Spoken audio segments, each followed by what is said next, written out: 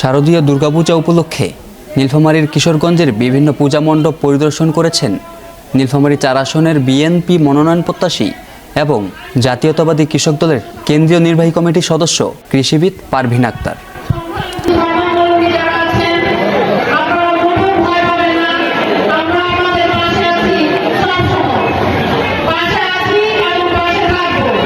গত বুধবার সন্ধ্যায় তিনি কিশোরগঞ্জ উপজেলার বিভিন্ন পূজা মণ্ডপ ঘুরে দেখেন।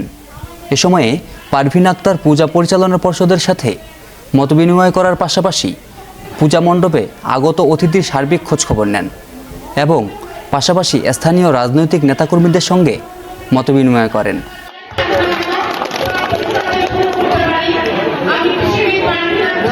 মণ্ডপ পরিদর্শনের সময় উপস্থিত ছিলেন সৈয়দপুর জেলা মহিলা দলের সভাপতি রেনু আফজাল, উপজেলা কৃষক দলের সাধারণ সম্পাদক মোর্শেদুল ইসলাম সহ দলের বিভিন্ন স্তরের নেতাকর্মীরা। মতবিনিময়কালে আগামী জাতীয় নির্বাচনে ধানের শীষে ভোট দিয়ে বিএনপিকে বিজয়ী করার আহ্বান জানান।